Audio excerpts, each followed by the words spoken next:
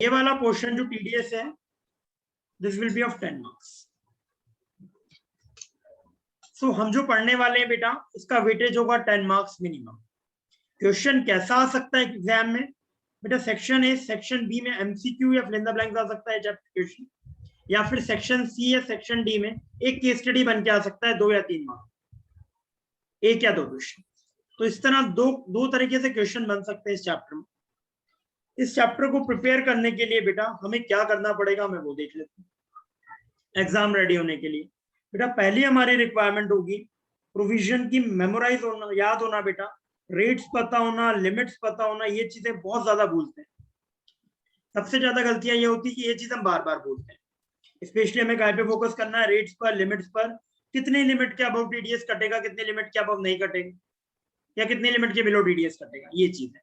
Plus कब ये TDS applicable होगा, नहीं होगा, रेसिडेंट के केस में एप्लीकेबल होगा, नॉन रेसिडेंट के केस में एप्लीकेबल नहीं होगा, समथिंग लाइक दैट, ठीक है। Plus I will suggest you बेटा, जो की रेट्स है और लिमिट्स है जो आप बार बार भूल रहे हैं, please make it separate list for that. जो आप बार बार भूल रहे हैं, please make a separate list for that guys, right. चलिए लेट्स बिगिन। बेटा जिस बच्चे ने मुझसे ऑलरेडी पढ़ रखा है और जिस बच्चे ने नहीं पढ़ा है, हम लोग जो टीडीएस पढ़ेंगे बेटा, एक बेसिक थीम लेके चलेंगे। कौन डिडक्टर है, कौन डिडक्टी है? डिडक्टर मतलब जिसको पेमेंट करना है, person who is required to पे।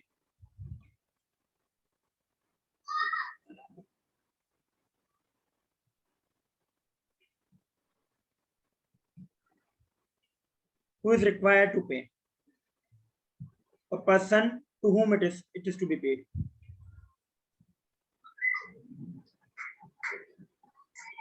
जिसको पेमेंट करना है।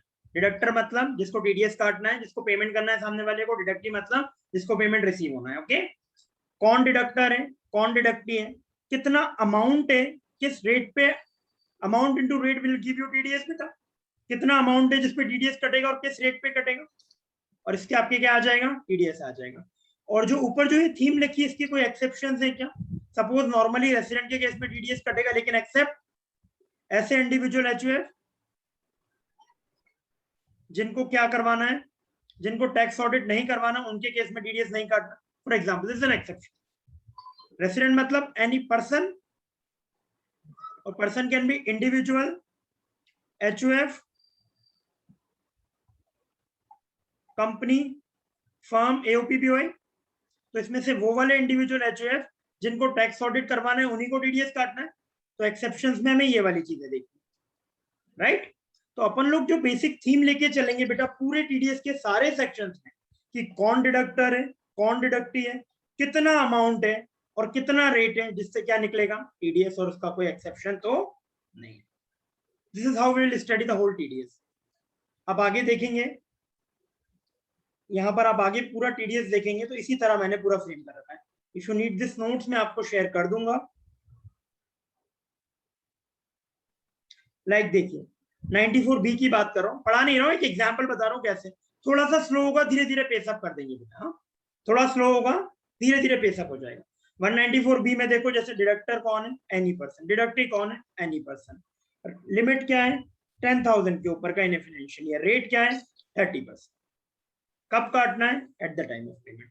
तो the basic theme will be deductor, deductee, amount, rate and exception. Okay बच्चों, फाइन, क्लियर है ये बात? चलिए, now next before discussing TDS chapter, देखिए बेटा मैंने टीडीएस को for the purpose of studying, इसमें क्या होता है, बहुत सारे ऐसे पेमेंट है जिनके ऊपर टीडीएस काटना है बेटा। वैसे तो आप समझते हैं कि circle of law of money और एक बंदा दूसरे बंदे को पेमेंट कर रहा है, लेकिन क्या सारे पेमेंट पे टीडीएस है? नहीं, गवर्नमेंट ने कुछ पेमेंट पे टीडीएस के प्रोविजन बना रखे हैं। एक मिनट बेटा,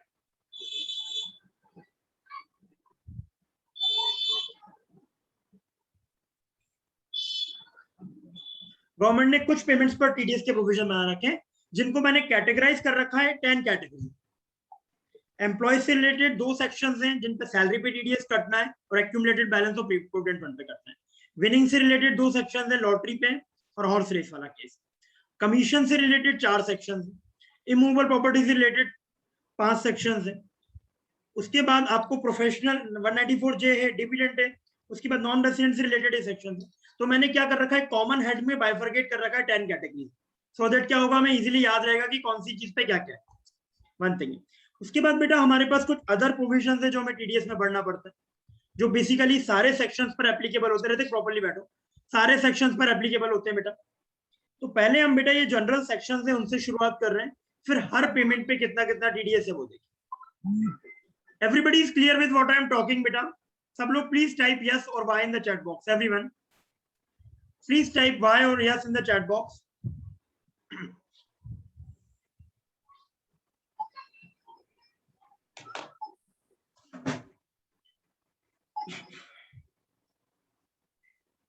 बेटा जिसके पास नोट्स हैं that is well and good, जिसके पास नोट्स नहीं है मॉड्यूल का पेज नंबर 482 निकाल लीजिए, मॉड्यूल पेज नंबर 482 निकाल लीजिए।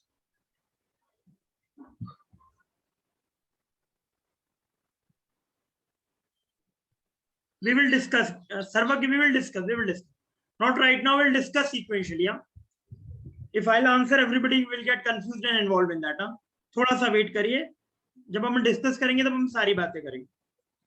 पेज नंबर बेटा 482 आपका मॉड्यूल, आपका इंस्टीट्यूट का स्टडी मैट आप जो भी बोलते हैं, वहां से आपके टीडीएस के जनरल सेक्शन शुरू होते हैं बेटा। बेटा सेक्शन कहां से शुरू हो रहा है? सेक्शन 196 से बेटा हमें 202 तक सेक्शन हमें पढ़ने जो जनरली टीडीएस पर एप्लीकेबल है। 196 से लेकर सीक्वेंशियली 202 सेक्शन तक पढ़ने जो जनरली टीडीएस पर एप्लीकेबल होते हैं बेटा। सबसे पहले 196 सेक्शन क्या बोलता है वो देखते हैं बेटा, ध्यान से सुनिएगा। 196 बोलता है टीडीएस डिडक्ट नहीं करना है, इन सबको पेमेंट करोगे तब, इन सब पेमेंट पर नहीं, इन सब लोगों को पेमेंट करोगे। इन पर्संस को पेमेंट करोगे, टीडीएस डिडक्ट नहीं करना है। इन पर्सन को पेमेंट करोगे, टीडीएस डिडक्ट नहीं करना है। किनको पेमेंट करोगे? श्री राम जी, है ना, शॉर्ट में क्या बना रखा है, श्री राम जी। श्री राम जी को क्या लिखेंगे? CRMG। CRMG मतलब यदि आप कॉर्पोरेशन को पे कर रहे हो, सी स्टैंड फॉर जो स्टैब्लिश्ड है अंडर सेंट्रल एक्ट के अंदर स्टैब्लिश्ड है और जिनकी इनकम क्या है, पूरी तरह एग्जेम्प्ट है। यदि इनको इंडिया में कोई भी पर्सन, कोई भी डिडक्टर, कोई भी पेमेंट करता है तो इनको टीडीएस डिडक्ट नहीं करना है, चाहे कितने भी अमाउंट का पेमेंट करे, चाहे किसी भी वक्त पेमेंट करे, राइट। इस पे टीडीएस डिडक्ट नहीं होना है। सी स्टैंड फॉर ऐसी कॉर्पोरेशन जिनका इनकम, जिनकी इनकम पर टैक्स एग्जेम्प्ट है, जो सेंट्रल एक्ट में बने बेटा, जो काय में बने, सेंट्रल एक्ट में बने। सेकेंड है बेटा R stand for RBI. RBI को कोई भी पेमेंट करता है, कितना भी अमाउंट पे करता है, उस पर टीडीएस डिडक्ट नहीं करना है। थर्ड है बेटा म्यूचुअल फंड। म्यूचुअल फंड में कोई भी पेमेंट करना है, टीडीएस डिडक्ट नहीं होगा। कोई भी बंदा किसी को भी म्यूचुअल फंड को जब पेमेंट कर रहा है तो टीडीएस डिडक्ट नहीं होगा। और लास्ट क्या है? गवर्नमेंट।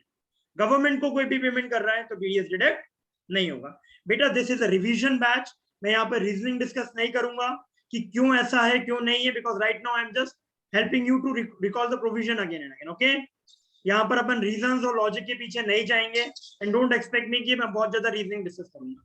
मैं हेल्प करूंगा कि आपको प्रोविजन याद हो, आप अप्लाई कर पाओ प्रोविजन। ये दो ऑब्जेक्टिव के साथ अपना बैच है।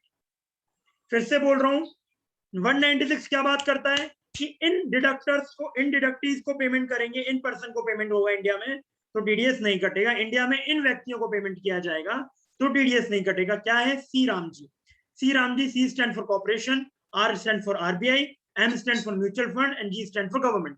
इन सबको पेमेंट किया जाएगा इंडिया में तो टीडीएस नहीं काटना, चाहे कोई भी लिमिट हो, कुछ भी। Is it clear to everyone? Please type yes in the chat box. I really want an active audience please.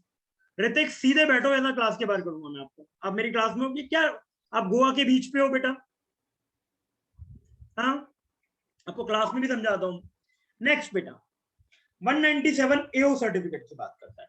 197 क्या कहता है कि असेसिंग ऑफिसर सर्टिफिकेट दे देगा। भाई सर्टिफिकेट की जरूरत कब पड़ेगी? भाई टीडीएस डिडक्ट होना है, डिडक्ट हो जाएगा, काय का सर्टिफिकेट?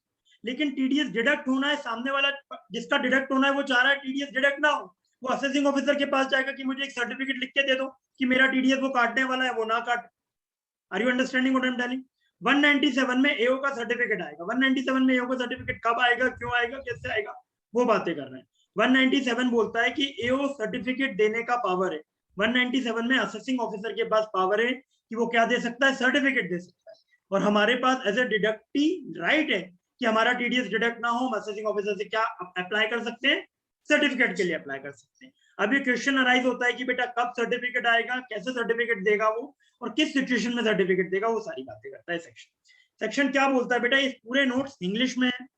इंग्लिश में मतलब इजी टू रिमेंबर, बिकॉज यहाँ पर एग्जाम में आपको बहुत ज्यादा लैंग्वेज नहीं लिखनी है, आपको एग्जाम में प्रोविजन या पता होना चाहिए, अप्लाई करना आना चाहिए, और आप जनरल इंग्लिश लिख सकते हो, technical words incorporated in notes like certification, deduction, recipient, total income, liable, rates, ये जो टेक्निकल वर्ड्स होते हैं वो नोट्स में इनकॉर्पोरेटेड है।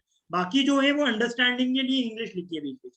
क्या लिखा है पहला पॉइंट बेटा, पहला पॉइंट बोलता है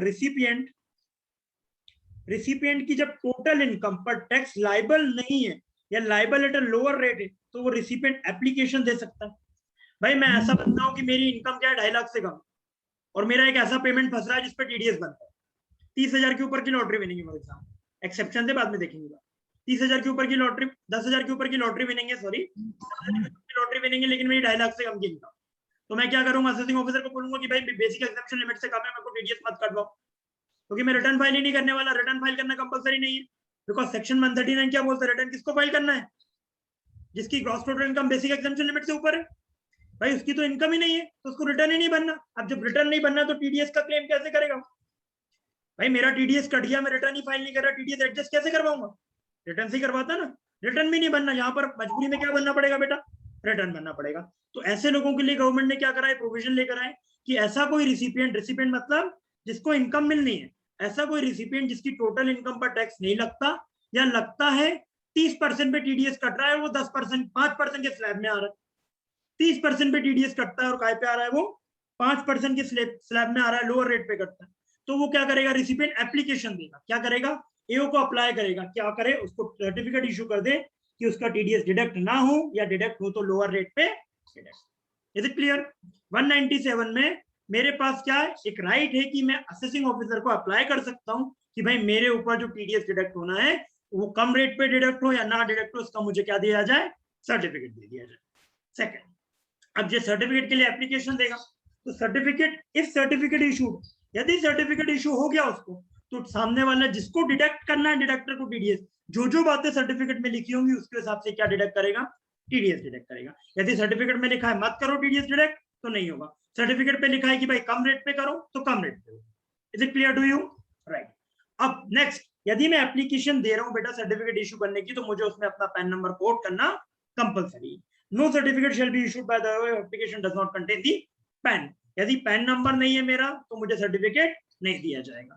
असेसिंग ऑफिसर क्या देखेगा, सबसे पहले भाई जो एप्लीकेशन आई है उसमें जिस असेसी की बात कर रहे हैं, जो असेसी बोल रहा है कि मेरा टीडीएस मत काटो, तो उसका क्या लिखा होना चाहिए, pan, because income tax department आपको कैसे जानता है, नाम से नहीं जानता, एड्रेस से नहीं जानता, फोन नंबर से नहीं जानता, कैसे जानता है, पैन नंबर से जानता है, राइट। उसके बाद लिखा है सर्टिफिकेट देने से पहले एप्लीकेशन पर रूल 28AA बेसिस पर होना चाहिए। बेटा ये रूल 28AA बेसिस क्या है, मतलब ये वाला जो रूल है बेटा, रूल किसके लिए एप्लीकेबल होते हैं, rule generally income tax department में जो टीम बैठी है गवर्नमेंट की, उसके लिए एप्लीकेबल होते हैं। उसके ऊपर क्या रूल, मतलब यदि मैं असेसिंग ऑफिसर हूं और मुझे सर्टिफिकेट देना, यदि मैं असेसिंग ऑफिसर हूं, मेरे पास आप लोग में से कोई अप्लाई करके आया, बोलता है कि मुझे सर्टिफिकेट दे दो, मेरी इनकम पे टीडीएस डिडक्ट नहीं होना है या डिडक्ट कम रेट पर हो, तो मैं क्या करूंगा भाई, आपको सर्टिफिकेट देने से पहले कुछ ना कुछ तो चेकिंग करूंगा, नहीं करूंगा? हाँ सर, आप चेकिंग करोगे कि आप बिना आंख बंद करके सर्टिफिकेट इशू कर दोगे? नहीं सर, हम चेकिंग करेंगे and based on that checking हम सर्टिफिकेट इशू करेंगे। तो क्या क्या चेक करना है एज एन असेसिंग ऑफिसर, मुझे वो रूल 28A में दिया है, क्या चेकिंग करनी है, 4-5 चीजें देखनी है बेटा। क्या देखनी है कि tax payable current previous year में एस्टिमेटेड इनकम, कि भाई आज आप बोल रहे हो मेरी बेसिक एग्जम्पशन लिमिट से ऊपर है, नीचे है, तो भाई एक्चुअली है या नहीं है, आपकी इनकम कितनी है। सेकंड, आपके 3 साल में आपका कोई पुराना बकाया तो नहीं है, आपका कोई बकाया तो नहीं है पुराने 3 साल में बेटा टैक्स पेएबल, पिछले 3 साल का कोई बकाया तो नहीं है, या और कोई लाइबिलिटी तो नहीं है टैक्स के अलावा, इंटरेस्ट की, सरचार्ज की, सेस की, या कोई एडवांस टैक्स तो बकाया नहीं, क्या टीडीएस टीसीएस का कोई एडजस्टमेंट तो नहीं। यदि ये सब कोई ना कोई आपकी पेंडेंसीज नहीं है, तो आपको सर्टिफिकेट दे दिया जाएगा, यदि पेंडेंसीज है तो सर्टिफिकेट रोक लिया जाएगा, नहीं दिया जाएगा बेटा। Is it clear to everyone? तो 197 में हमने क्या सीखा बेटा, असेसिंग ऑफिसर सर्टिफिकेट दे सकता है, कब दे सकता है, खुद से देगा या अप्लाई करना पड़ेगा, स्यू मोटो है कि अप्लाई करना पड़ेगा, अप्लाई करना पड़ेगा। कब अप्लाई करेगा रिसिपिएंट, जब उसका टैक्स, उसे लगता है कि मेरा टैक्स लोअर रेट पे कटना चाहिए, नहीं कटना चाहिए, वो अप्लाई करेगा। असेसिंग ऑफिसर क्या करेगा, चेक करेगा कि भाई 28AA के अकॉर्डिंग चेक करेगा कि भाई इस बंदे को देना चाहिए सर्टिफिकेट, नहीं देना चाहिए। चेक किस बेसिस पे करेगा, मोटा मोटा बात करें तो किस बेसिस पे करेगा, सामने वाले की कोई ना कोई पेंडेंसी या कोई केस पेंडिंग ऑलरेडी तो नहीं देगा। यदि सब कुछ भाई क्लियर है, नो ड्यूज देके उसका टैक्स सर्टिफिकेट इशू कर देगा बेटा। जब सर्टिफिकेट इशू हो जाएगा तो भाई क्या है, जिस बंदे को टीडीएस काटना था उसकी क्या जिम्मेदारी बनती है कि अब जो भी डिडक्शन करे सर्टिफिकेट के अकॉर्डिंग करे। हाँ, जब मैं सर्टिफिकेट देने जा रहा हूं तो मेरी एक जिम्मेदारी बनती है, सॉरी जब एप्लीकेशन देने जा रहा हूं तो मेरी जिम्मेदारी बनती है कि साथ में क्या बताऊं, मैं कौन हूं, मेरा पैन नंबर क्या। Is it clear to everyone? सबसे पहले मैं अप्लाई करूंगा, पैन नंबर के साथ अप्लाई करूंगा। कब अप्लाई करूंगा, जब मेरा टैक्स कम रेट पे कटना है या बेसिक एग्जामिशन लिमिट से मेरी इनकम कम आ रही है। असेसिंग ऑफिसर मेरा सर्टिफिकेट, मेरी एप्लीकेशन देखेगा, चेकिंग करेगा, उसके अकॉर्डिंग मुझे क्या देगा, सर्टिफिकेट देगा। एक बार सर्टिफिकेट मिल गया तो आगे से मेरा डिडक्शन किस बेसिस पे करेगा, सर्टिफिकेट बेसिस पे करेगा। क्लियर है बेटा? Everyone, please type yes in the chat box. Everyone, hello, सबको क्लियर है बेटा? Please type yes in the chat box. Doubt हो तो पूछ लीजिए वरना आगे बढ़ेंगे बेटा।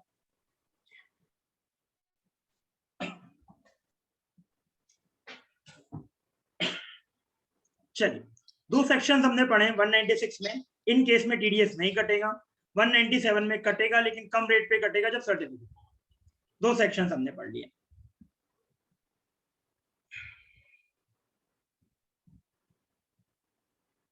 इसको छोड़ते हैं बेटा। 197 ए कहता है कि हमें एओ के पास नहीं जाना सर्टिफिकेट में, हम खुद डिक्लेरेशन दे सकते। इस केस में असेसिंग ऑफिसर के पास नहीं जाना, यहां पर मैं खुद डिक्लेरेशन दे सकता हूं कि मेरा टीडीएस मत काटो या कम रेट काटो। ये 15G 15H जो फॉर्म होता है बेटा, आप लोगों को जिसने पढ़ा हो, ठीक है। आप यहां पर सेल्फ डिक्लेरेशन बेसिस पे टीडीएस डिडक्ट नहीं होगा। क्या बोलता है, no TDS shall be deducted if recipient of. बेटा किसी भी केस में मैं क्या कर सकता हूं, क्या सेल्फ डिक्लेरेशन दे सकता हूं? नहीं बेटा, इन सब केसेस में। किस केसेस में? इन सब केसेस में। मैंने इमूवेबल प्रॉपर्टी सेल करी, मेरे को टीडीएस डिडक्ट होना है मेरी इमूवेबल प्रॉपर्टी की सेल की वैल्यू पर, तो क्या मेरे को सर्टिफिकेट देके मैं अपना सेल्फ डिक्लेरेशन देके क्या मैं अपना टीडीएस बचा कटवाने को मना कर सकता हूं क्या? नहीं सर, हर केस में सेल्फ डिक्लेरेशन का ऑप्शन नहीं है बेटा। कुछ केसेस में जहां पर सेल्फ डिक्लेरेशन का ऑप्शन दिया गया है बेटा। क्या दिया हुआ है देखिए बेटा, self declaration of the non deduction of TDS. No TDS shall be deducted at the recipient of. ये 5 कैटेगरी की इनकम। कौन सी इनकम? ये 5 कैटेगरी की इनकम में क्या दिया जा सकता है बेटा, सेल्फ डिक्लेरेशन दिया जा सकता है। कौन सी इनकम हो रही है बेटा? मुझे ब्याज की इनकम मिल रही है, चाहे बैंक से मिल रही हो, चाहे मैंने डिबेंचर्स में इन्वेस्टमेंट कर रखा हूं, चाहे मैंने बॉन्ड्स में पैसा लगा रखा हो, कोई भी सिक्योरिटी में मैंने पैसा लगा रखा हूं, मुझे जो इंटरेस्ट मिल रहा है उस पर जो टीडीएस डिडक्ट होना है उसके लिए मैं क्या दे सकता हूँ, सेल्फ डिक्लेरेशन दे सकता हूँ। या मेरे पास रिकॉग्नाइज्ड प्रोविडेंट फंड का कोई एक्यूमुलेटेड बैलेंस मिलना है मुझे, उस पर टीडीएस डिडक्ट होना है, डिक्लेरेशन दे सकता हूँ। रेंट से इनकम मिलनी है, टीडीएस डिडक्ट होना है, डिक्लेरेशन दे सकता हूँ। लाइफ इंश्योरेंस पॉलिसी का कोई पैसा मिलना है, डिक्लेरेशन दे सकता हूँ। इंश्योरेंस कमीशन मिलनी है, इंश्योरेंस एजेंट इनकम मिलनी, टीडीएस सर्टिफिकेट डिक्लेरेशन दे सकता हूँ। ये 5 कैटेगरी की इनकम है यदि मेरी, और उस पर टीडीएस डिडक्ट होना बनता है, तो मेरे पास ऑप्शन है कि मैं क्या दे सकता हूँ, declaration subjected to certain condition देखते हैं, राइट। ये 5 कैटेगरी की इनकम है तो मेरे पास क्या ऑप्शन है, मैं डिक्लेरेशन दे सकता हूँ। पहला ब्याज, second provident fund, third rent, fifth life insurance, sixth insurance commission. 2 insurance के हो गए, यदि मैं ऐसे याद करवाने की कोशिश करूं आपको, एक इंटरेस्ट का हो गया, 2 आरआर के हो गए, आर मतलब आरपीएफ और आर मतलब रेंट, और 2 इंश्योरेंस के हो गए, एक लाइफ इंश्योरेंस और एक इंश्योरेंस कमीशन। ये 5 केसेस हो गए बेटा। एक इंटरेस्ट का हो गया, 2 आरआर के हो गए, 2 इंश्योरेंस के हो गए बेटा। ये 5 कैटेगरी के ऐसे पेमेंट हो गए, 5 कैटेगरी की ऐसी इनकम हो गई वहां पर मेरे पास अधिकार है कि मैं भैया सामने वाले को क्या कर सकता हूँ, सामने वाले मतलब मैं क्या कर सकता हूँ, जिसको डिडक्ट करता है डिडक्टर को क्या दे सकता हूँ, डिडक्टर को मैं क्या दे सकता हूँ बेटा, डिक्लेरेशन दे सकता हूँ कि मेरी इनकम में जो टीडीएस आपको डिडक्ट करना है वो डिडक्ट मत करो। कौन से? इंटरेस्ट, कोई भी इंटरेस्ट, आर मतलब आरपीएफ और रेंट, आई इंश्योरेंस कमीशन और लाइफ इंश्योरेंस पॉलिसी का मैच्योरिटी अमाउंट या सरेंडर वैल्यू, जो भी आपका केस बनता है ना, पॉलिसी सरेंडर करते हो सरेंडर वैल्यू और मैच्योरिटी अमाउंट लाइफ इंश्योरेंस का। ये 5 तरह की इनकम जनरेट हो रही है, तब मेरे पास 197 है अधिकार देता है मैं क्या कर सकता हूँ बेटा, डिक्लेरेशन दे सकता हूँ। अब क्वेश्चन आता है कि डिक्लेरेशन का फॉर्म क्या है बेटा, फॉर्म है बेटा 15G 15H। बेटा जी को मैं जनरली याद करवाता हूँ गोलू, गोलू मतलब छोटा, जो सीनियर नहीं, जी मतलब गोलू, गोलू मतलब छोटा बेटा जो सीनियर नहीं, तो 15G is for Golu and 15H for senior citizen जो हाई। ठीक है, दो फॉर्म चलते हैं। यदि आप सीनियर सिटीजन नहीं हो, मतलब 60 साल से कम उम्र है आपकी, तो आपको डिक्लेरेशन देने का अधिकार है। कौन से नंबर का फॉर्म लगेगा? 15G। और यदि आप सीनियर सिटीजन हो तो 15H लगेगा। ठीक है, क्या डिक्लेरेशन देगा कि भाई मेरी इनकम पर टैक्स निल बनता है, मैं ये डिक्लेरेशन देना चाहता हूँ। क्या डिक्लेरेशन देगा कि भाई मेरी इनकम पर टैक्स नहीं बनता, मेरी इनकम पर टीडीएस मत काटो, बिकॉज कोई टैक्स पेएबल ही नहीं है तो काहेगा टीडीएस। ठीक है, अब यदि ये डिक्लेरेशन देंगे तो टीडीएस डिडक्ट नहीं होगा, no TDS shall be deducted from the payment to any person. लेकिन इस केस में तो टीडीएस वैसे भी डिडक्ट नहीं होना। ये न्यू पेंशन स्कीम वाला पॉइंट यहाँ पर बुक में मेंशन है, यहाँ पर डिक्लेरेशन की जरूरत ही नहीं है। यहाँ पर तो क्या होगा, वैसे ही एग्जाम्ड इनकम तो टीडीएस डिडक्ट हो गई नहीं। भाई जिस इनकम पर टैक्स लगना है उस पर टीडीएस की बात होगी। भाई जिस इनकम पर टैक्स ही नहीं बनता उसका काय का टीडीएस। तो एनपीएस की इनकम क्या है बेटा, एग्जाम्प्ट है, इसलिए यहाँ पर टीडीएस की चर्चा नहीं होगी। Declaration can not be given by the company as a firm, this is really really really really important. मतलब मैं कौन सी कैटेगरी का पर्सन हूँ, इसका सेक्शन 2 सबसेक्शन 31, इंडिविजुअल हूँ, एचयूएफ हूँ, फर्म कंपनी नहीं, AOP BOI, society, artificial juridical person. इन 7 कैटेगरी में से मैं कौन नहीं हूँ? कंपनी और फर्म नहीं हूँ, मतलब जिसपे फ्लैट 30% लगता है वो वाली कैटेगरी नहीं हूँ, 30 या 40% लगता है वो कैटेगरी नहीं हूँ मैं कौन हूँ? अदर देन कंपनी और फर्म हूँ। तब मेरे पास 15G और 15H देने का अधिकार है, तब 15G 15H में दे सकता हूँ। क्लियर है बेटा इतना? 15G 15H कब दे सकता हूँ? जब मैं क्या हूँ बेटा, अदर देन कंपनी और फर्म हूँ। अब जब डिक्लेरेशन नहीं दिया जा सकता बेटा, प्लस एक चीज और है बेटा, यदि मेरी इनकम, आप बोल रहे हो आपकी इनकम पर टैक्स नहीं ले, और आपकी इनकम बेसिक एग्जम्पशन लिमिट से ऊपर आ रही, फिर भी आप कह रहे हो मेरी इनकम पर टैक्स नहीं बनता। आप क्या बोल रहे हो कि भाई आपकी इनकम 2.5 लाख से ऊपर है, साफ साफ दिख रही है। भाई मैं आपको पेमेंट कर रहा हूँ 3 लाख का ब्याज, मैं आपको क्या कर रहा हूँ, 3 लाख का ब्याज पे कर रहा हूँ। आप कह रहे हो मेरी इनकम 2.5 लाख के ऊपर नहीं, और कह रहा हूँ टीडीएस मत काटो, मैं डिक्लेरेशन दे रहा हूँ। गलत बात है, गलत बात है। नहीं, आप बोलोगे मेरे पास 2.5 लाख का इनकम है, 2.5 लाख का है, मैं 80 ले लूंगा और आगे डिडक्शन मेरी इनकम में टैक्स बच जाएगा, क्या रिबेट ले लूंगा? नहीं। कौन सी इनकम देख रहे हैं बेटा? ग्रॉस टोटल इनकम, ना कि टोटल इनकम। कौन सी इनकम देख रहे हैं? Gross total income. Gross total income मतलब income before any deduction, income जिसमें से डिडक्शन नहीं हुआ। तो मेरी ग्रॉस टोटल इनकम यदि बेसिक एग्जाम्पशन लिमिट से ऊपर है तो भाई डिक्लेरेशन का ऑप्शन खत्म। भाई 2.5 लाख के ऊपर की मेरी basic exemption limit, sorry gross total income है, तो मेरे पास डिक्लेरेशन का ऑप्शन खत्म। डिक्लेरेशन कब दे सकता हूं? जब 2.5 लाख से मेरी ग्रॉस टोटल इनकम कम है। टोटल इनकम या gross total income? Gross total income.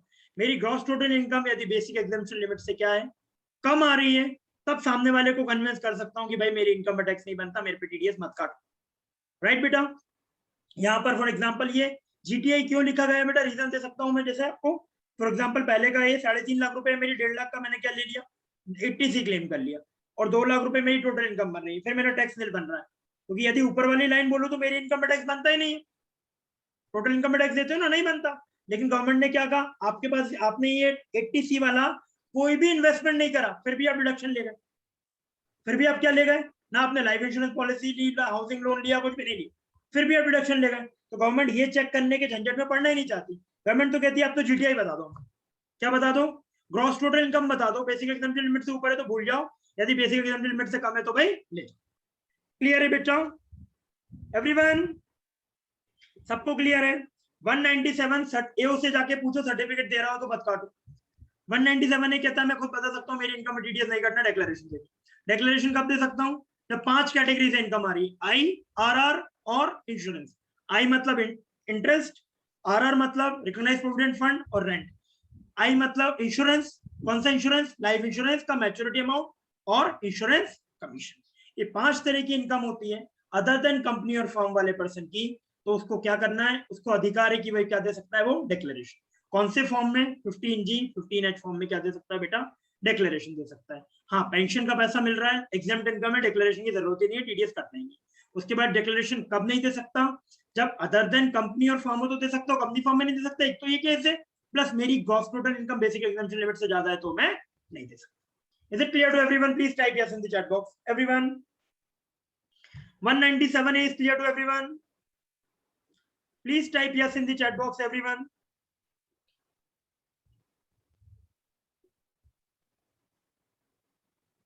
Everyone बच्चों,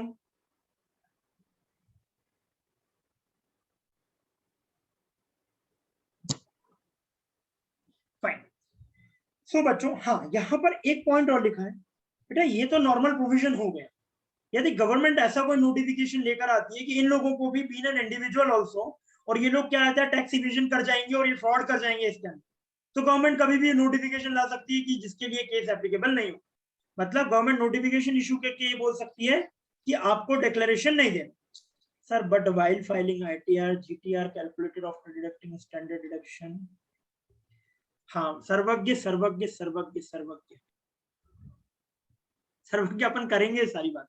सर्वज्ञ, you're practically working, these guys are studying in inter right now, I understand। ये सारे बच्चे इंटर के, if you would be in a final revision batch ना, we will definitely discuss that।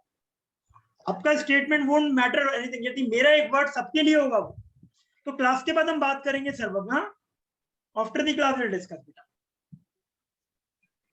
So is it clear to everyone बच्चों? सबको clear है? हाँ sir. 198 क्या कहता है बेटा? 198 रियली इंपॉर्टेंट है बेटा, ध्यान से समझिए।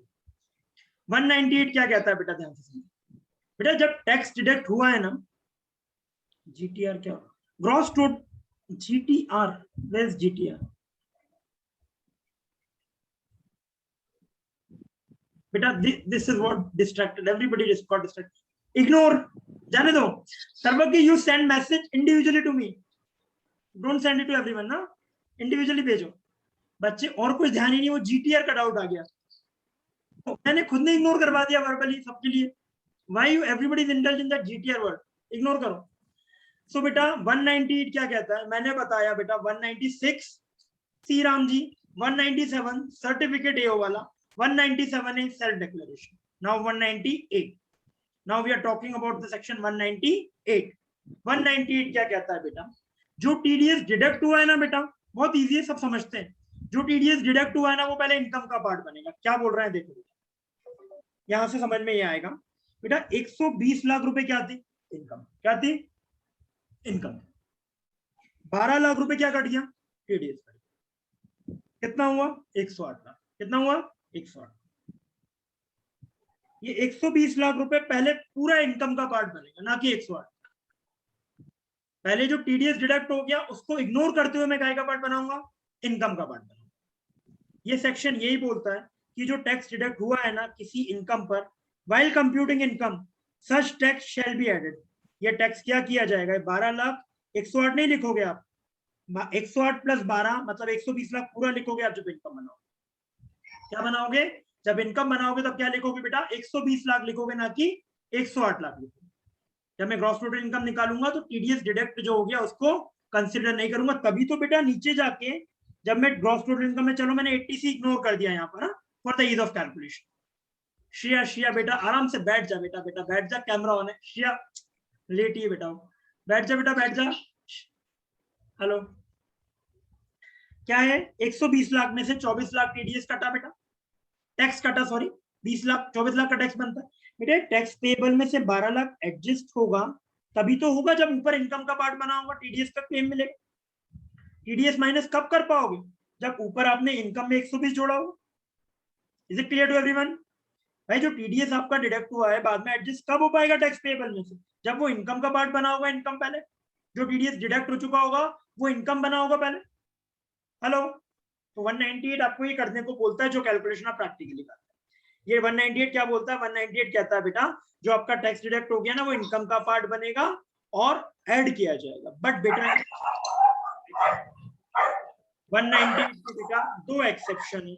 क्या एक्सेप्शन है बेटा? म्यूट करो, किसके यहाँ साउंड आ रहा है? म्यूट करो।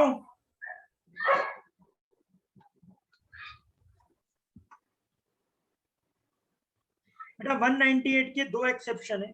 192 1 है tax on non monetary perks and 194 9 and that is tax on cash withdrawal. ये दो नए सेक्शन है बेटा, ये वाला नया सेक्शन है स्पेशली लास्ट में आया है 194 and TDS on cash withdrawal.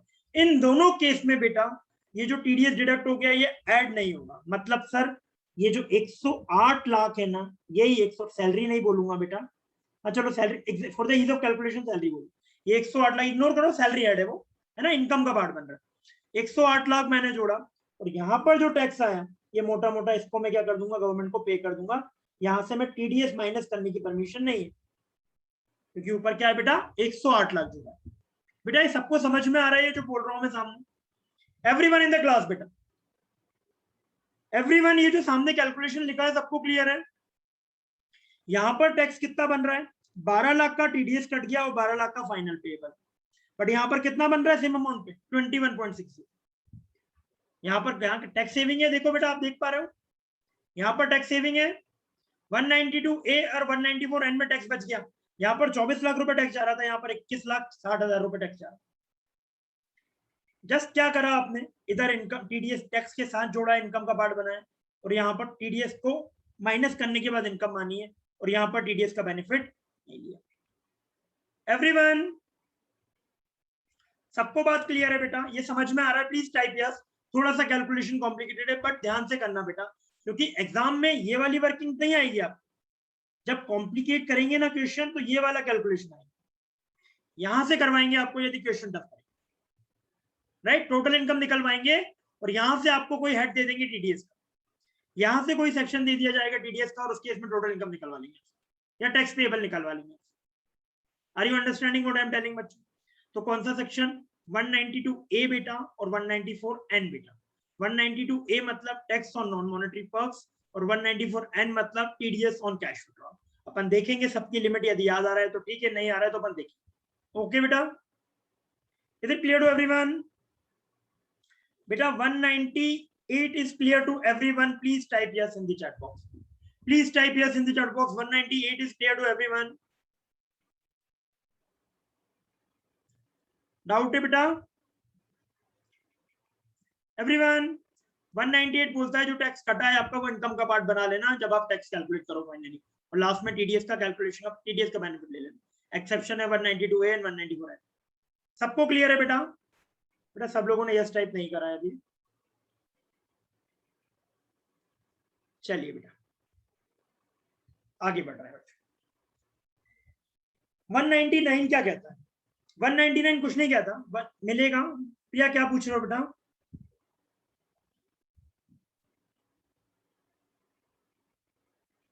Yes बेटा यस यस। 192 नहीं 194 एन है बेटा, 194 एन है। नेक्स्ट वाला बेटा, ये जो मैं टीडीएस को बाद में लेस कर रहा हूं ना, ये जो टैक्स पेएबल में से टीडीएस लेस कर रहा हूं ना, ये करने को कौन कहता है? 199 कहता है। कौन कहता है? ये 199 कहता है। 199 मुझे अलाउ करता है कि आपका जो टैक्स पेएबल है ना उसमें से क्या माइनस कर लो, टीडीएस माइनस कर लो। कहां क्या लिखा है बेटा? सिंपल वर्ड्स में लिखूं मैं तो when tax TDS deduction are made in this chapter or previous one, person from whose income this is done, उसको क्रेडिट दिया जाना चाहिए। क्या देंगे बेटा? क्रेडिट देंगे। क्रेडिट देंगे मतलब जितना टैक्स पेएबल है उसमें से क्या माइनस करेंगे बच्चों? टीडीएस माइनस करेंगे। क्या माइनस करेंगे बेटा? टीडीएस। सब जानते हैं माइनस करेंगे, लेकिन पावर कहां से आया बेटा? सेक्शन 199 ने आपको अधिकार दिया है कि टैक्स पेएबल में से जितना टीडीएस माइनस हो चुका उसको क्या कर लो? एडजस्ट कर लो, क्रेडिट ले लो। ओके बच्चों फाइन, इसके बारे में ज्यादा डिस्कशन की जरूरत ही नहीं, सबको पता है। एक्सेप्शन सेम चलेगा बेटा, 194N और 192A में क्रेडिट नहीं मिलेगा, एक्सेप्शन है।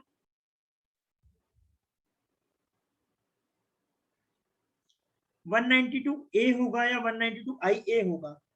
सेक्शन नंबर गलत लिखा गया बेटा, देखना एक बार जरा, एक मिनट। एक सेकंड बेटा।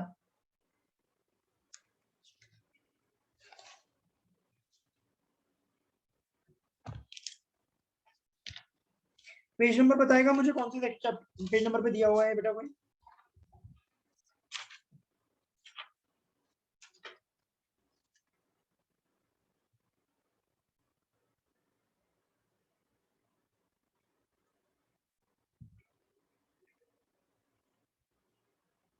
फोर 482 पे।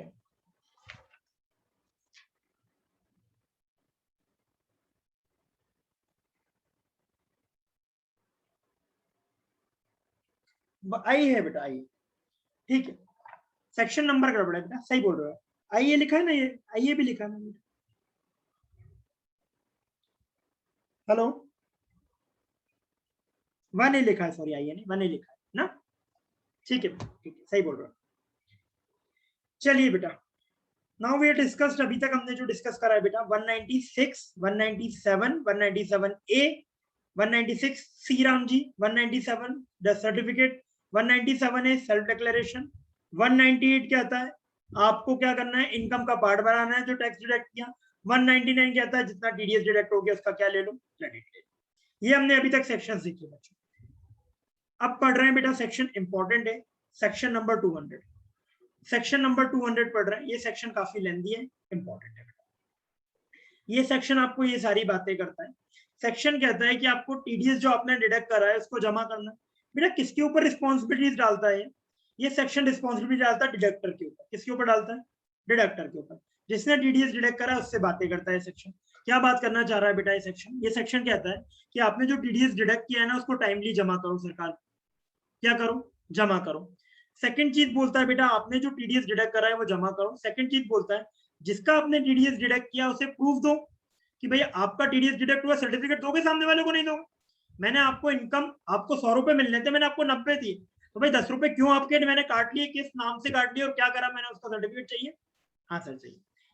उसके बाद बेटा आपने इतना टीडीएस जमा करा है, आपने इस बंदे का ये टीडीएस काटा है, इस चीज को राइटिंग में रिटर्न बना के दोगे, नहीं दोगे गवर्नमेंट को, वर्किंग दोगे बेटा। कैसे आपने जितना टीडीएस, सपोज फॉर एग्जांपल किसी ने इस क्वार्टर में टीडीएस 10,000 रुपए पे करा, बेटा 10,000 का अमाउंट कैसे आया, किस किस के अकाउंट पे कितना कितना काटा आपने, क्या इसका रिटर्न दोगे बेटा, नहीं दोगे आप। रिटर्न यहाँ पर क्या बोलते हैं बेटा, स्टेटमेंट बोलते हैं। क्या बोलते हैं, स्टेटमेंट बोलते हैं। यहाँ क्या बोलेंगे बेटा, स्टेटमेंट दोगे। वर्किंग बेटा स्टेटमेंट बोल लो, रिटर्न बोल लो, ये सब क्या है, वर्किंग नोट ही तो है, और क्या है भाई। जब मैं रिटर्न ऑफ इनकम की बात करता हूँ वो भी तो यही बताता है, वर्किंग ही तो बताता है आपकी सारी इनकम पे टैक्स कितना बनता है, एक वर्किंग नोट ही है। तो ये टीडीएस का रिटर्न भी क्या है, वर्किंग नोट ही है बेटा। रिटर्न की जगह क्या यूज होता है बेटा, वर्ड स्टेटमेंट होता है। ठीक है, उसके बाद कितनी तारीख तक करना है, और ये स्टेटमेंट जब सबमिट हो जाएगा गवर्नमेंट के पास तो उस स्टेटमेंट की प्रोसेसिंग कैसे होगी, गवर्नमेंट कैसे चेक करेगी कि आप जो बोल रहे हो रिटर्न में या स्टेटमेंट में वो बात सही है गलत है, गवर्नमेंट चेक तो करेगी, हाँ सर करेगी। ये सारी बातें कौन करने वाला है, सेक्शन 200। कौन करने वाला है, सेक्शन 200। पहले मैं आपको मोटा मोटा बता देता हूँ टीडीएस डिपॉजिट कब करना है, 7th ऑफ नेक्स्ट मंथ, सब लोग जानते हैं कब करना है, 7th ऑफ नेक्स्ट मंथ जमा करना है। वैसे तो इनकम टैक्स तो एनुअली करना है, लेकिन टीडीएस डिडक्ट कब करना है, मंथली करना है। इनकम टैक्स एनुअली जमा होता है, लेकिन टीडीएस कैसे जमा होता है बेटा, मंथली जमा होता है। जैसे सपोज फॉर एग्जांपल बेटा 7, जैसे सपोज फॉर एग्जांपल अप्रैल में मैंने एज ए डिडक्टर जितना भी टीडीएस काटा, कब तक जमा करना है, 7 मई तक। कब तक करना है, 7th मई तक। अप्रैल में जितना भी टीडीएस काटा मैंने, जिस जिस पर्सन का अलग अलग पैन नंबर के तहत मैंने क्या करा, वो पूरा टीडीएस का टोटल करा, और कब कितनी तारीख को मेरे को गवर्नमेंट को देना है वो पैसा, 7 तारीख को देना है बेटा। एग्जाम्पल है बेटा, कभी कभी आप देखते होंगे टीडीएस में पेमेंट बेसिस पे कटना है या एक्रूवल बेसिस पे कटना है। जब मैं सामने वाले को पे करूंगा एक्चुअली तब टीडीएस काटना है, या मैंने एंट्री पास कर दी एक्रूवल की तब टीडीएस काटना है ना। टीडीएस कब काटना है, मैंने एंट्री पास कर दी ड्यू की, या मैंने एक्चुअल पेमेंट कर दिया सामने वाले को तब काटना है। तो बेटा बहुत सारे सेक्शन ये कहते हैं कि जब एक्चुअल पेमेंट करो तब टीडीएस काटना, बिकॉज बेटा यदि मैंने ये डिसाइड नहीं करा कि एक्रूवल पे काटना है पेमेंट पे काटना है तो मेरा पेमेंट का डेट डिले हो जाएगा, डिफर हो जाएगा। यदि बेटा मैंने अप्रैल का सैलरी का पेमेंट, सॉरी मार्च की सैलरी का पेमेंट बेटा, मार्च को छोड़ो, अप्रैल की सैलरी का पेमेंट बेटा पे टीडीएस काटा होगा बेटा, और कब तक देना है सरकार को, 7 मई तक। कब तक देना है बेटा, 7 मई तक देना है। और यदि मैं सैलरी पे करता हूं 10 मई तक, अप्रैल की सैलरी 10 तारीख तक पहुंचती, अप्रैल की सैलरी 10 तारीख तक देता हूं, तो बेटा ये वाली डेट क्या हो गई, यदि मेरा पेमेंट बेसिस पे टीडीएस होता, एक्रूवल बेसिस पे नहीं होता, इस डेट एंट्री नहीं होती, तो मेरी ये 7 मई से डेट क्या हो जाती, 7 जून हो जाती। जो जीएसटी पड़ता है टाइम ऑफ सप्लाई समझता है, शायद टाइम ऑफ सप्लाई समझता है। तो बेटा मेरा ये रिसीट और एक्रूवल के चक्कर में मेरा गवर्नमेंट को पेमेंट कम मिलेगा, वो डिफर कर जाएगा। भाई गवर्नमेंट को 1 महीने पहले पैसा मिलता यदि एक्रूवल बेस पे टीडीएस कटता, एंट्री बेस पे कटता तो, और यदि पेमेंट बेसिस पे कट रहा है तो गवर्नमेंट को कब पैसा मिल रहा है, 7 जून को मिल रहा है जो 7 मई को मिलना। बात समझ में आ रही है आपको, ये बात समझ में आ रही है। तो यहाँ पर ये बहुत इंपॉर्टेंट है कि भाई टीडीएस एक्रूवल बेसिस पे कटना है, कब एक्रू कर रहा है पेमेंट, एंट्री कर रहे हो या एक्चुअल पेमेंट कर रहे हो तब टीडीएस काटना। ये बात का बहुत ध्यान रखना है, क्योंकि इससे क्या होता है बेटा, इससे पूरा date of total of TDS कितना पे होना है सरकार को वो डिफर हो जाता है। 7 तारीख, पहली चीज। सेकंड चीज बेटा, आपको गवर्नमेंट को कोई भी पेमेंट करना है तो चालान लगता है बेटा। बहुत सारे ऐसे सेक्शन हैं जहां पर स्पेसिफिकली बोला है कि भाई पेमेंट बेसिस पर। कुछ सेक्शन है जो पेमेंट और accrual whichever is earlier, salary के केस। एग्जांपल ले रहा हूँ, सैलरी मैंने स्पेसिफिकली नहीं बोला, एक एग्जांपल लिया। आगे सेक्शन पढ़ाऊंगा तो मैं बताऊंगा कि एक्रूवल है, रिसीट है, पेमेंट है, व्हिचएवर इज अर्लियर देखेंगे, ठीक है। एक एक्रूवल और पेमेंट से क्या वेरिएशन आएगा गवर्नमेंट की, कब इनकम मिलनी है उसकी बात कर रहा हूं मैं ना। चलो बेटा, उसके बाद गवर्नमेंट को कोई भी पेमेंट मिलेगा बेटा, सरकार को कोई भी पेमेंट किया जाता है तो चालान के थ्रू किया जाता है। काय के थ्रू? चालान के थ्रू किया जाता है। तो आपका जो टीडीएस का पेमेंट होगा आप चालान के थ्रू सरकार गवर्नमेंट के कोई भी बैंक अकाउंट में, गवर्नमेंट का जो अकाउंट है डेजिग्नेटेड बैंक में जमा कर। बेटा पेमेंट वैसे क्या है, अप्रैल का पेमेंट 7 मई को करना है, मतलब अप्रैल में जितना भी टीडीएस काटा, मई का पेमेंट 7 जून को करना है, 7 जून को करना है, जून का पेमेंट 7 जुलाई, जुलाई 7 अगस्त, मार्च का जरूर 1 महीने का टाइम दे दिया। मार्च का टाइम कितना दे दिया? मार्च का टीडीएस जमा कब तक करना है? 30 अप्रैल को। 31 मार्च तक जितना भी टीडीएस काटा मार्च के महीने का, कब तक जमा करना है बेटा? 30 अप्रैल को। कब तक करना है बेटा? 30th of April. March exception है बेटा। अब बेटा आपने जो टीडीएस डिडक्ट करा, आप क्या इशू करोगे सामने वाले को? सर्टिफिकेट दोगे, प्रूफ दोगे आपका टीडीएस डिडक्ट हो गया बेटा। अब सर्टिफिकेट के 2 फॉर्म दिए बेटा, जैसे वहां पर 15G 15H था, यहाँ पर फॉर्म 16 है। 16 फॉर्म कब देना है? जो टीडीएस ऑन सैलरी, यदि आपके यहाँ कोई एम्प्लॉय काम कर रहा है और आप सामने वाले को सैलरी पेमेंट कर रहे हो, उस पर टीडीएस काट रहे हो, तो सामने वाले को कौन से फॉर्म में सर्टिफिकेट बना के दोगे? फॉर्म 16 में। और यदि आपने सैलरी के अलावा किसी हेड में टीडीएस काटा है, किसी और पेमेंट पे टीडीएस काटा है, तो आप कौन से फॉर्म पे सर्टिफिकेट बना के दोगे? फॉर्म 16A पे दोगे। कौन से फॉर्म पे दोगे? फॉर्म 16A पे दोगे। टीडीएस यहाँ पर बेटा, टीडीएस तो मंथली डिडक्ट होगा, लेकिन ये जो सर्टिफिकेट देंगे जब एनुअली देंगे। सर्टिफिकेट क्या देंगे? साल में एक बार देंगे, क्योंकि सामने वाले को अपना रिटर्न कब फाइल करना है? साल में एक बार। सामने वाले को टीडीएस क्लेम कब करना है? साल के एंड। तो सामने वाले को सर्टिफिकेट कब देंगे? हर महीने सर्टिफिकेट देंगे? नहीं सर। कब देंगे? ईयर के एंड में, एनुअली एक बार दिया जाए। ओके, यहाँ पर बेटा TDS on other than salary है, यहाँ पर सर्टिफिकेट क्वार्टरली दिया जाता है। कब दिया जाता है बेटा? क्वार्टरली दिया जाता है। 16A का सर्टिफिकेट कब दिया जाता है? क्वार्टरली, एनुअली नहीं, क्वार्टरली दिया जाता है 16A का सर्टिफिकेट, क्योंकि यहाँ पर वो पेमेंट भी होते हैं जहां कंपनी को आप पेमेंट कर रहे हो टीडीएस का। सर सैलरी के केस में कंपनी नहीं हो सकती बेटा, company can not be an employ, तो कंपनी के केस में कभी सैलरी नहीं होता, तो यहाँ पर एनुअली चल जाएगा। लेकिन कंपनी को क्वार्टरली क्या करना पड़ता है? अपने रिपोर्ट्स, एनुअल रिपोर्ट्स देने पड़ते हैं, फाइनेंशियल्स बनाने पड़ते हैं, तो उन्हें फाइनलाइजेशन करना है टैक्स लायबिलिटी का, टैक्स लायबिलिटी फाइनल करनी है, तो उनके केस में क्या दिखा है बेटा? क्वार्टरली ले रखा। ओके बच्चों, कब तक करना है? 15 जून तक करना है। कब तक करना है बच्चों? 15 जून तक करना है। कब तक करना है? 15 जून तक करना है। और ये रिटर्न के 15 दिन में। अब रिटर्न की डेट देखते हैं, रिटर्न से क्वार्टरली रिटर्न फाइल होगा, रिटर्न से 15 दिन। बेटा ये डेट बहुत इंपॉर्टेंट है, नोट करना चाहें तो शॉर्ट में नोट कर लें, यदि लिखा है तो अच्छी बात है, नहीं लिखा है तो ऐसा नोट करना है, ऐसा नोट करना है। जैसे फॉर एग्जांपल 20-21 का कब तक देना है बेटा? 15 जून तक देना है। मैं 16 की बात कर रहा हूँ, 16A की बात नहीं कर रहा हूँ। 16A के केस में बेटा क्या है, जो भी टीडीएस रिटर्न की डेट अपन आगे देखते हैं, उसके 15 दिन के अंदर अंदर क्या करना है बेटा? सर्टिफिकेट देना है। क्योंकि रिटर्न तक मैं फाइनल कर लूंगा मैंने कितना टीडीएस काटना था, रिटर्न तक मेरा फाइनल डिटेल चला जाएगा। अब मैं मेरे फाइनल डिटेल के बेसिस पे आपको बता दूंगा फाइनल डिटेल। ठीक है बच्चों, अब बेटा रिटर्न की डेट क्या क्या है? क्वार्टरली रिटर्न की डेट है पेमेंट की डेट बेटा 7 तारीख, 7 तारीख, 7 तारीख, 7 तारीख।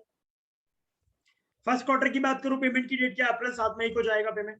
मई का कब जाएगा? 7 जून को जाएगा। जून का कब जाएगा? 7 जुलाई का जाएगा। रिटर्न कब जाएगा? 31 जुलाई को जाएगा। और बेटा 16 कब जाएगा? 15 अगस्त तक जाएगा। सर 15 अगस्त को छुट्टी होती है, अरे 16 को दे दे भाई, तू 14 को दे दे, 14 को दे दे, है ना? हेलो, 15 अगस्त की छुट्टी सर, है ना? हाँ सर।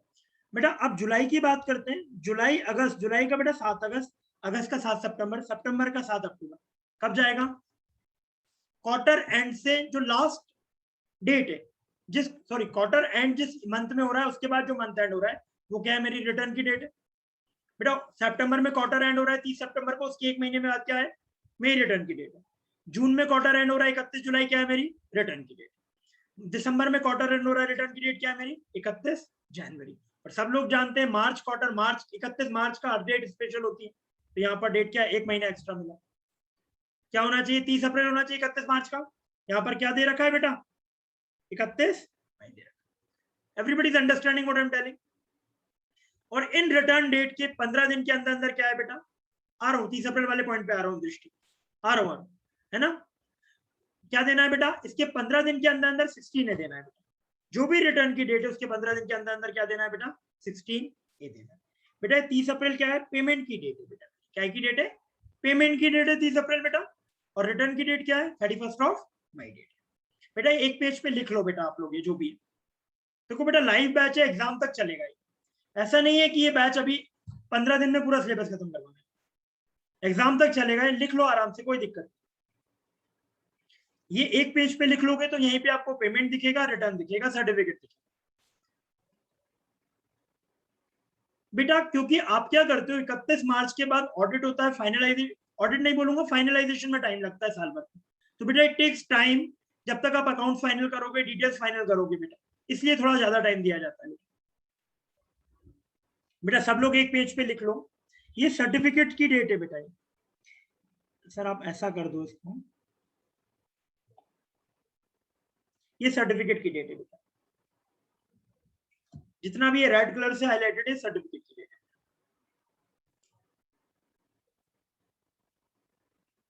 बेटा। थोड़ा जल्दी लिखिएगा प्लीज। हाँ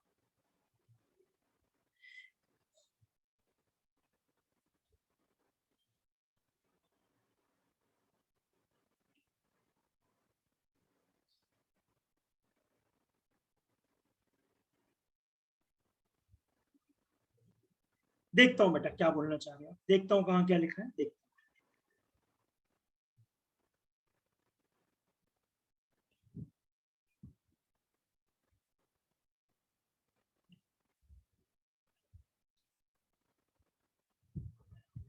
कर दूंगा बेटा, कर दूंगा।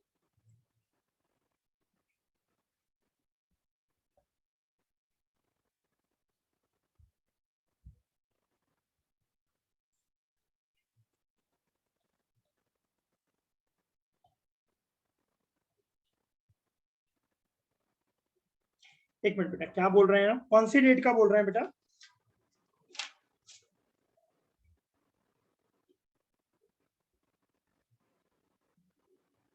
दृष्टि कौन सी डेट बोल रहे हैं बेटा।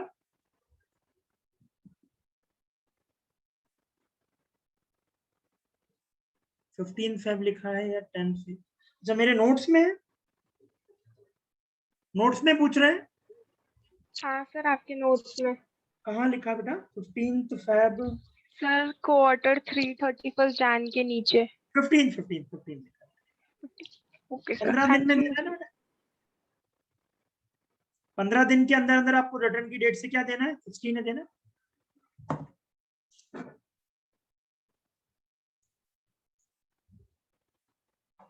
चलिए बच्चों, सबने नोट कर लिया बेटा। इस पेज पे रिटर्न बेटा, क्योंकि डेट्स इंपॉर्टेंट क्यों है, क्योंकि एमसीक्यू में फिल इन द ब्लैंक्स में डेट एज इट इज पूछ लेंगे।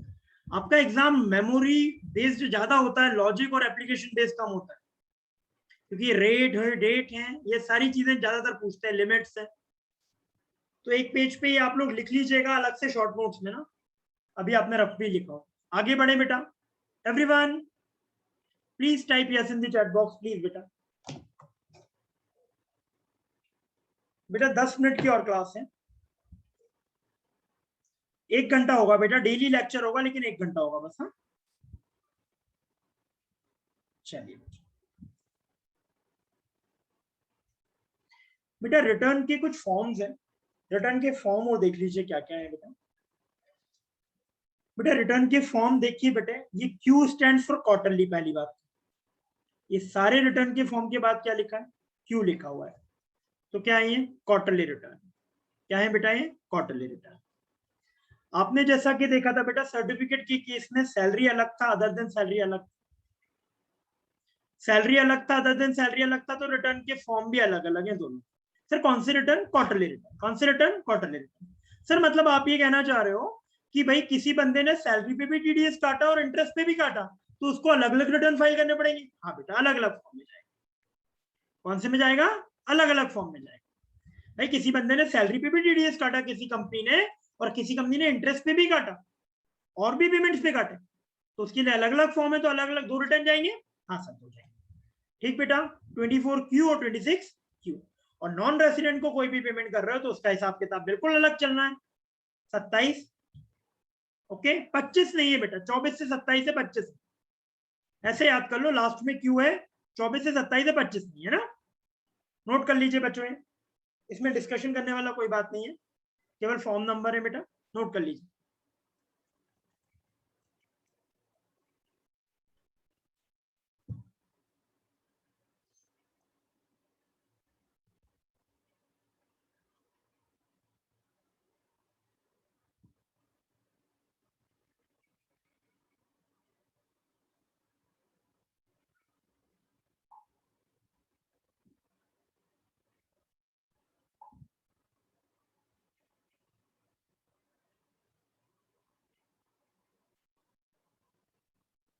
हो गया बच्चों?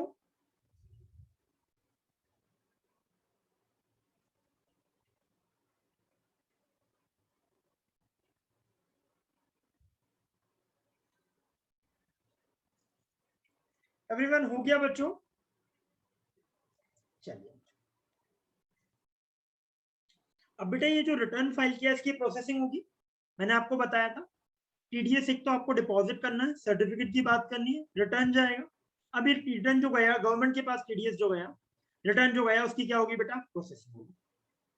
बेटा 20A में जो TDS processing of TDS return है, टीडीएस जो डिडक्ट कर रहा है गवर्नमेंट ने वो चेक करेगा सरकार बेटा, मतलब अमाउंट सही है, क्या देखेगा? बेसिकली अमाउंट देखेगा। आपने 143(1) याद हो किसी को, तो जिसमें रिटर्न ऑफ इनकम की प्रोसेसिंग होती है, अर्थमेटिकल एक्यूरेसी वगैरह चेक करते हैं, मिस्टेक अपेरेंट फ्रॉम रिकॉर्ड वाली चीज चेक करते हैं।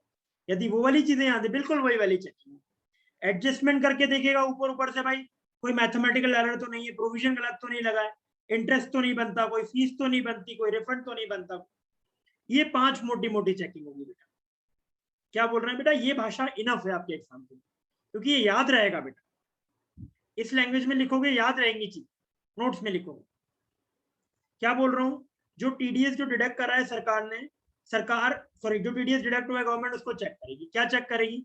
ये चेक करेगी अमाउंट सही है, हम और एडजस्टमेंट करके देखेगी कि भाई अर्थमेटिकली कैलकुलेशन सही है, मैथमेटिक्स सही है, जरा प्रोविजन सही लगाए कि नहीं लगाए भाई। उसके बाद इंटरेस्ट कोई बनता है कि नहीं बनता भाई, रेट टीडीएस डिडक्ट करा, इंटरेस्ट बने, कोई फीस पेएबल तो नहीं, कोई रिफंड तो नहीं है भाई। Are you understanding what I am telling?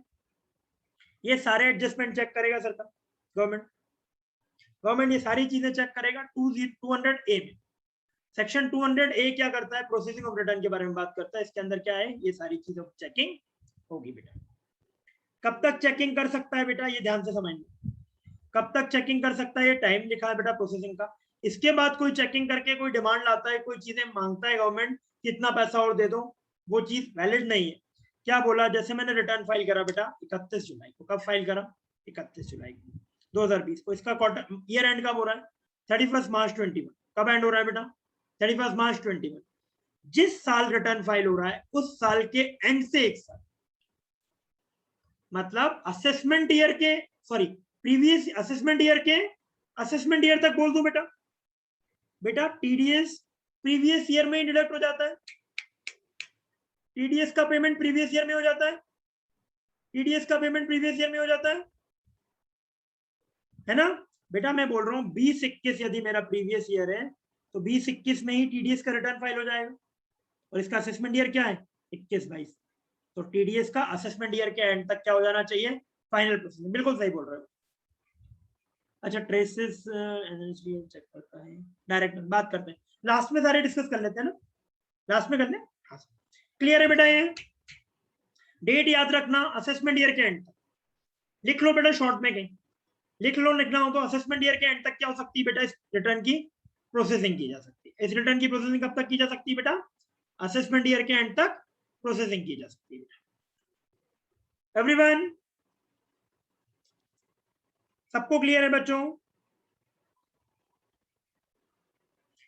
मतलब जिस ईयर में मेरा रिटर्न फाइल हुआ प्रीवियस ईयर में, उस ईयर के 31 मार्च के बाद जो एक साल बनता है, मतलब सर मार्च का रिटर्न कब फाइल हो रहा है?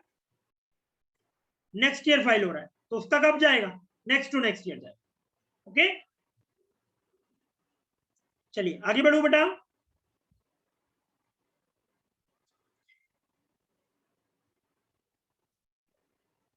बेटा आज के लिए एक लास्ट छोटा सा चीज बता देता हूँ बेटा मैं आपको बस, बाकी this is last one for today.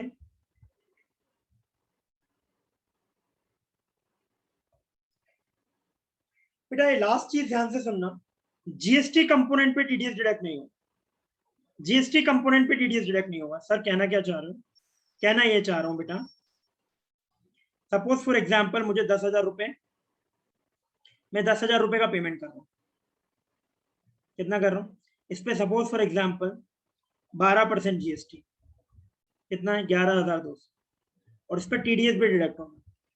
TDS काय पे डिडक्ट होगा, 10,000 पे डिडक्ट होगा, ना कि 11,200। सॉरी एक मिनट बेटा,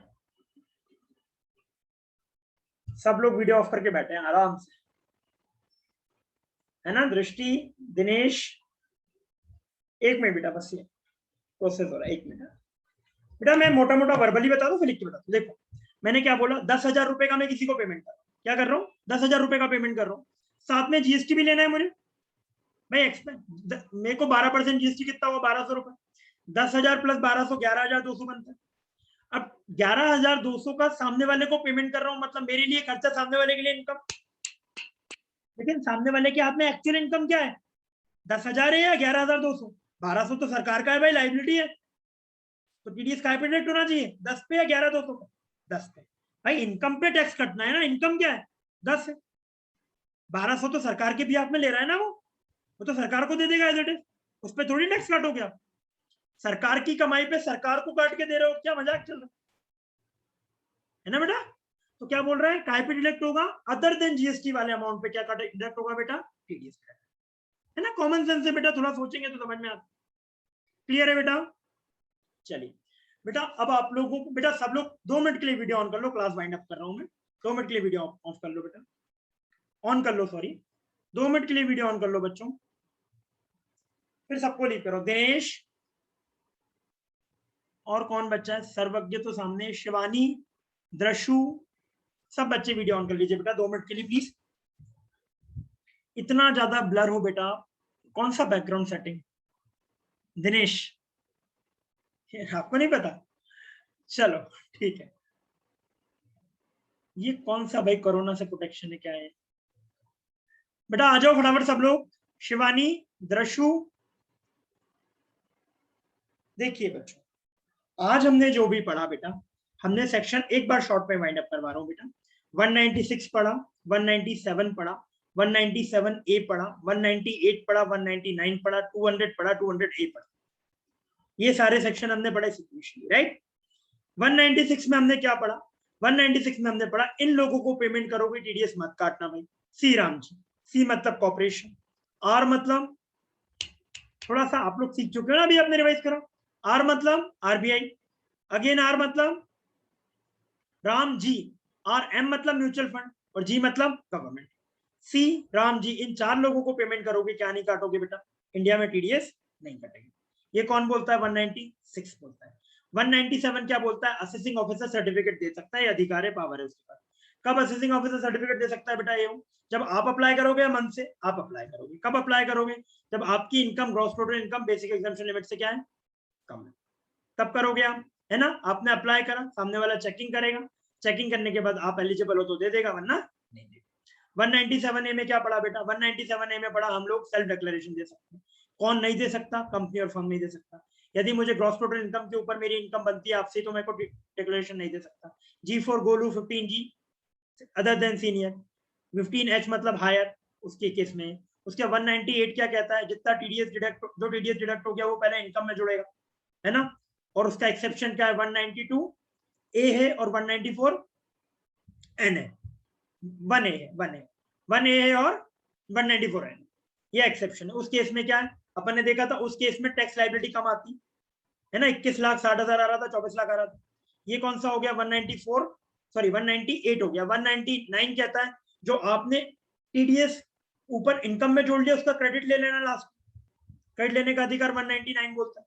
200 क्या बोलता है भाई, डिडक्टर को कहता है कि तुम्हें भाई डिपॉजिट कब करना है जो टीडीएस काटा आपने, है ना, 7th ऑफ नेक्स्ट मंथ करना है, उसका एक एक्सेप्शन है मार्च में 30 अप्रैल, ठीक है। फिर रिटर्न कब फाइल करना है भाई, जब आप रिटर्न कब फाइल करना है, मंथ के एंड, मतलब मैंने सपोज फॉर एग्जांपल जून का 31 जुलाई, ठीक है, और उसमें 15 फॉर्म 16 कब देना है, एनुअली देना है।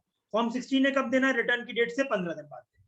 एक्सेप्शन क्या था, मार्च के क्वार्टर का एक्सेप्शन क्या था, 30 अप्रैल था पेमेंट का, और 31 मई था रिटर्न, ठीक है। ये अपन ने काय में पढ़ा बेटा, 200 में पढ़ा अपन ने। हाँ, इसके रिटर्न के फॉर्म पढ़े, 24Q, 26Q, 27Q, 24 salary, 26 other than salary, 27 NR सबसे लास्ट, ये हमने पढ़ा बेटा। और लास्ट में हमने देखा मोटा मोटा कि जीएसटी भाई किसी की इनकम ही नहीं है, वो तो सरकार की इनकम है, तो भाई उसके ऊपर आप टीडीएस मत काटना, ठीक है। अदर देन जीएसटी वाला जो क्वेश्चन है उस पर क्या करना, टीडीएस करना।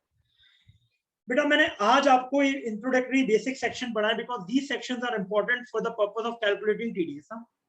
आप लोगों का एक होमवर्क रहेगा बेटा, आप लोग क्लासेस कर रहे हो तो it should be in a discipline manner, it should be regular करो तो इफेक्टिव रहेगी आपके लिए। टाइमिंग भी ऐसा रखा है मैंने, सबको कंड्यूसिव है 9 से 10 मिनट, कोई किसी का कोई वर्किंग है नहीं है, कंड्यूसिव टाइमिंग। आप लोगों का होमवर्क क्या रहेगा मैं बता देता हूँ, जो भी मैंने पढ़ाया उसको एक पेज पे समरी कर दिया, इससे क्या होगा आपका रिवाइज हो जाएगा, it hardly takes 10 minute 15 minute. जो भी मैंने पढ़ाया एक पेज पे शॉर्ट समरी कर देना, इनफ है बेटा। इससे क्या होगा, एवरीडे क्लास रहेगी बेटा, एवरीडे क्लास, कल नहीं है class because every Tuesday there will be off, Monday to Friday रहेगी एक्सेप्ट ट्यूसडे, मतलब 4 डेज इन अ वीक रहेगी। जैसे जैसे एग्जाम पास आएंगे मैं फ्रीक्वेंसी बढ़ा दूंगा, क्वेश्चन भी कवर करेंगे, वर्कबुक भी कवर करेंगे, सब कुछ कवर करेंगे। It is just like a fast track batch, मान के चलो, it is just like a fast track batch. हाँ, सब कुछ कवर करेंगे, तो please tell your friends, I think it is effective बेटा। थोड़ा फीडबैक दोगे तो मेरा मोटिवेशन बढ़ता है बेटा। Yes, कैसा लगा बेटा, समझ आया सर? Yes. मैं प्रिया नोट दे दूंगा पक्का, तू बोल घर पे भेज दूं, नोट दे दूंगा बेटा, प्रिया दे दूंगा, टेंशन नहीं ले, दे दूंगा। बेचारी 2 बार पूछ चुकी देंगे कि नहीं देंगे, अरे दे दूंगा दे दूंगा बेटा। क्लास ठीक लगी, समझ में आया सबको? हाँ सर, तभी हम बैठे हैं अभी तक सर, नहीं तो अभी तक हम लीव कर देते सर। हाँ, क्लियर है बेटा, समझ में आया सबको? हाँ सर। बेटा कल सब लोग समरी, कल छुट्टी है, कल छुट्टी है, परसों क्लास होगा बेटा, कल ट्यूसडे, कल छुट्टी है आपकी, परसों क्लास होगा, परसों 9 बजे। और प्लीज ये वाली क्लास की रिकॉर्डिंग यूट्यूब पे अवेलेबल हो जाएगी, तो प्लीज टेल योर फ्रेंड्स, जिन जिनको लगता है कि आपको लगता है कि आप सही सजेशन दे रहे हो, तो tell your friends to continue. पूरा डीटी आपका बहुत इजीली याद हो जाएगा, याद भी हो जाएगा, क्वेश्चन भी हो जाएंगे। और डेली यदि समरी बनाओगे ना आप, तो आपको वो चीजें बहुत अच्छे से दिमाग में बैठ जाएगी। और अपन जब चैप्टर कंप्लीट हो जाएगा, क्यूमुलेटिव बेसिस पे समरी बनाएंगे बेटा। जैसे आज समरी बनाई, कल अगेन दोनों टास्क की समरी बनाएंगे, परसों में। कुछ नहीं जाता बेटा 10-15 मिनट लिखने में, है ना। भूलना बहुत बहुत ज्यादा भूलते हैं आप याद रखो बेटा, इनकम टैक्स में सबसे ज्यादा प्रॉब्लम है आपको प्रोविजन याद नहीं आता। एप्लीकेशन बहुत आसान है, प्लस माइनस करना, प्लस माइनस तो है और क्या लॉजिक बेटा, लेकिन प्रोविजन अच्छे से याद है तो प्लस माइनस करना। प्रॉब्लम है प्रोविजन याद नहीं रहते बेटा, क्या होगा क्या नहीं। तो इंपॉर्टेंट है प्रोविजन याद रहना, और प्रोविजन एक बार शॉर्ट में लिख लोगे बहुत अच्छे से याद होगा। ठीक है बेटा, आज के लिए इतना ही, थैंक यू वेरी मच बेटा, थैंक यू। हाँ सर्वज्ञ आप रुक जाओ, आप रुक जाओ, आपको बहुत सारे डाउट्स हैं, डिस्कस कर लेते। क्या क्या पूछना चाह रहा है बेटा, क्या करते हो आप? अनम्यूट हो जा बेटा, अनम्यूट। हाँ सर, अकाउंटेंट हूँ सर। कहाँ पर? सर ये है भोपाल में फर्म है, स्टाफिंग फर्म है। भोपाल में? हाँ सर। अरे वाह, भोपाल से ही हो आप? मैं भी हाँ भोपाल से सर। Same page. तो हाँ तो सर यहाँ ये है ना सर, जेल रोड अपनी, वहाँ पे आईटी सेक्टर है। तो सर पहले फर्म वहीं पे थी, फिर इधर हम लोग ये जो जीएसटी ऑफिस है ना सर नासिन का, उसी के ठीक नीचे है। अच्छा अच्छा, तो उसमें कर रहे हो? तो हाँ अभी क्या ग्रेजुएशन के बाद ज्वाइन कराएगा सीए में?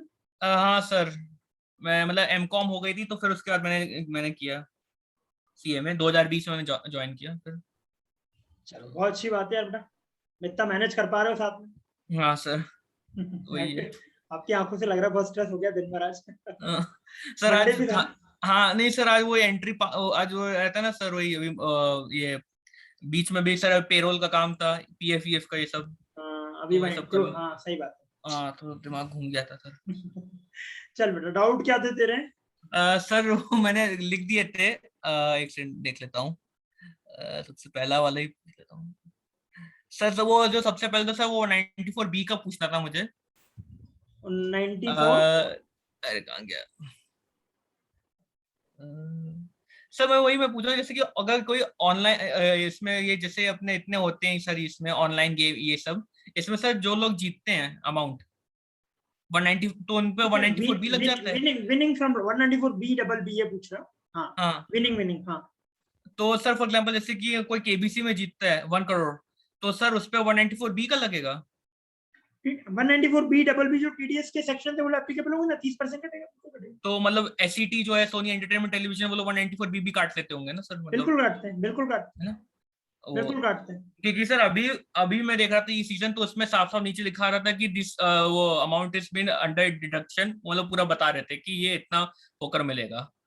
अब वो स्क्रीन पर आने लग एक गया। आप आगे, अभी अपन जब आगे क्लास पढ़ेंगे तब एक बात भी पढ़ेंगे कि एक सेक्शन होता है जिसमें बोलते हैं कि टीडीएस का जो बर्डन है वो हम बियर करेंगे, जैसे मैं पे कर रहा हूँ। तो अब इस केस में क्या होगा, 1 लाख रुपए पे करना है, 30% टीडीएस 70,000 मिलता है आपको नॉर्मल कोर्स। यहाँ बोल रहा है टीडीएस का बर्डन मैं बियर करूंगा, तो गवर्नमेंट क्या कहती है, 1 लाख प्लस 30,000, एक 30 पे टीडीएस का। अच्छा, आगे पढ़ेंगे अपन ये चीज। लोग क्या करते थे, सामने वाले को लगता था मैं 70 ही मिलेंगे, तो टीडीएस का बर्डन भी कौन बियर करेगा टैक्स का, जो पे कर रहा है। जो कर रहा है वो वाला पॉइंट अपन देखेंगे। बाकी आप जो पूछ रहे हो वो सही बात है। प्लस आपने एक क्वेश्चन पूछा था एनएसडीएल और ट्रेसेस वगैरह कौन करता है। बेटा हाँ। ट्रेसेस क्या, ये सब यूटिलिटी, ये अच्छा, गवर्नमेंट का काम नहीं करते, सीपीडीटी करेगा। सीबीडीटी करती सर? प्रोसेसिंग का काम सारा करेगा, गवर्नमेंट तक पहुंचाने का काम ये पोर्टल करता है। अच्छा। एनएसडीएल का हो गया, ट्रेसेस हो गया ऐसे।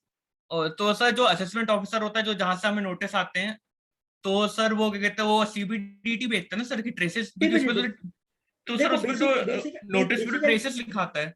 बेसिकली ट्रेसेस क्या यूटिलिटी है बीच, जो आईटी अच्छा, सपोर्ट दे रहा है। ओके। है ना, इट इज जस्ट लाइक कि भाई मैं पढ़ा रहा हूँ आपको नीचे जूम लिखा हो, वैसा वाला एक यूटिलिटी आईटी सपोर्ट दे रहा है। बाकी जो करता जाता है वो कौन है, सीबीडीटी। सर एक लास्ट सर एक था डाउट सर, ये जो स्पोर्ट्स पर्सन वाला टीडीएस है सर, फॉर एग्जांपल जैसे कि सर ये आते हैं, ये अब्दे विलर्स आया, ये इसने ये हैदराबाद वाली टीम से खेला। ग्रुप पे आपने पूछा था वो डाउट, क्या सर? ग्रुप पे नहीं आपने पूछा था। नहीं सर, वो मेरे को भी सर ये डाउट था। तो सर ये अपन इनका टीडीएस काट लेते हैं, तो सर ये तो क्लेम कैसे करेंगे? तो नॉन रेसिडेंट इंडियंस है सर। देखो हाँ, होता है क्या होता है, इनका टीडीएस इसीलिए काटा जाता है कि नॉन रेसिडेंट इंडिया में रिटर्न फाइल करें। अच्छा, इनको इसीलिए टीडीएस काटा जाता है कि नॉन रेसिडेंट क्या करें, इंडिया में रिटर्न फाइल करें, रिटर्न फाइल करें फिर क्लेम करके मिले, क्योंकि और कोई तरीका नहीं है उसको एक्सेस करने। तो सर ये क्लेम कैसे करेंगे सर? इनके पास पैन कार्ड ही नहीं होता सर। इन लोगों का पैन कार्ड इशू होता है, क्यों नहीं होता? सर ये क्रिकेटर जो बाहर के आते हैं, आप उनको होता है सर?